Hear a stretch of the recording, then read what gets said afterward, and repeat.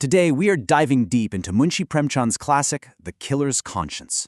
This is a story that throws a son's revolutionary fire right up against his mother's unshakable love. So let's just jump right in. At its very core, the story really asks us one powerful question. Can a mother's love actually stop a revolution? Or is that revolution just destined to swallow up everything in its path, including the love that's trying to stop it? This is the dilemma we're going to unpack. So our story kicks off in what feels like a totally normal scene. It's a cold winter night and a mother is just serving a late dinner to her son, Dharmveer. But don't let that fool you. This quiet domestic moment is absolutely simmering with tension that's about to explode. You see, Dharmveer's commitment to his cause is, well, it's absolute. He's part of this secret society with rules that are almost like a monk's. No personal life, no job, barely any sleep. This kind of total devotion is exactly what sets him on a collision course with his mother. Now his mother, she's coming from a completely different place. She's a veteran of the independence movement, sure, but her guiding star is ahimsa, the principle of nonviolence. Her own husband, Dharmveer's father, actually died in prison for these beliefs. For her, the fight for freedom is a moral struggle, one that's built on truth and sacrifice, not on spilling blood.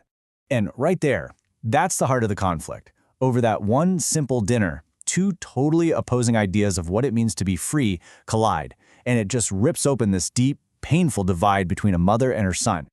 Dharmveer, he lays out his argument with this chilling pragmatism. He's convinced that peaceful protests and going to jail are just signs of weakness.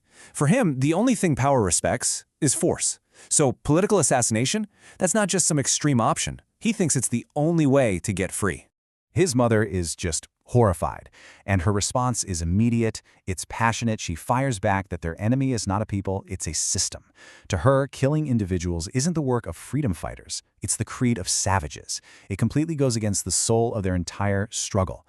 And this right here, this really breaks down their fundamental divide. For Dharmveer, the ends totally justify the means.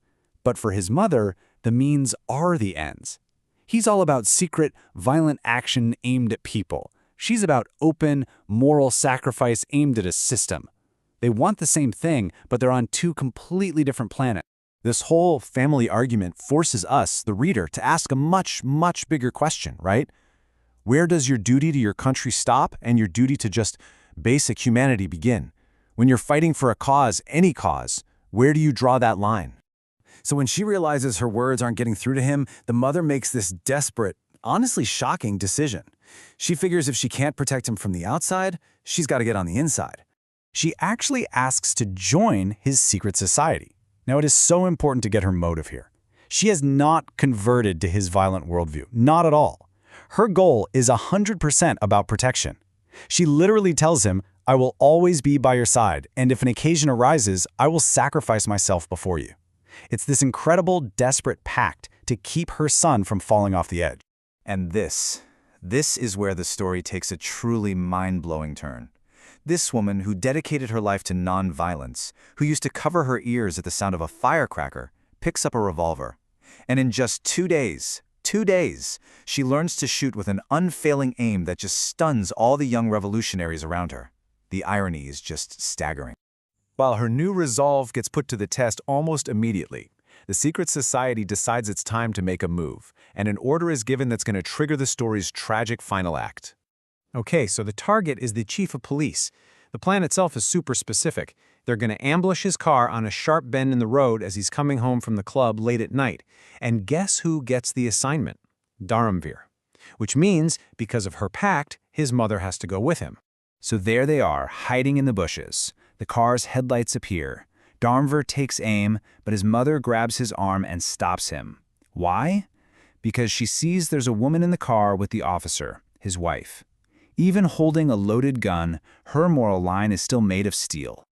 Her reasoning is just so powerful and clear. She tells her son that his ideology is worthless if it doesn't respect the most basic rule of conflict. You don't harm the innocent, and especially not women. For just a moment, her principle brings the whole revolution to a screeching halt. But the night isn't over, and this brings us to the final, absolutely heart-wrenching climax, where a mother's love and a son's ideology are about to meet their final tragic end. A little while later, The car comes back down the road, but this time, the officer is alone. There are no more excuses. This is it, the moment of truth. Dharmveer doesn't even hesitate. He raises his revolver, ready to finish the job. And a single shot cracks through the night. But who was the victim? Well, in that final split second, as Dharmveer was pulling the trigger, his mother leaped in front of him. She was trying to wrestle the gun away, and the bullet that was meant for the police officer struck her instead. As the car speeds away, she collapses to the ground, And as Dharmveer holds his dying mother, her last words aren't angry or sad. They're words of this strange, tragic victory. She tells him, "My life is a success, son. I am dying in your lap." With her final breath, she stopped him from becoming a killer. And that leaves us with the story's final, haunting question. Did she actually succeed? Did her sacrifice save her son's soul by stopping his hand? Or did it just prove that his violent revolution was always going to destroy the one person he loved most? It's a question with no easy answers. And that's our deep dive into The Killer's Conscience, a story that really leaves you wrestling with the true cost of our convictions. If you enjoyed this kind of breakdown, exploring these tough moral questions, please go ahead and like, share, and subscribe for more. And if you hit that bell icon, you won't miss our next story. Thanks for joining.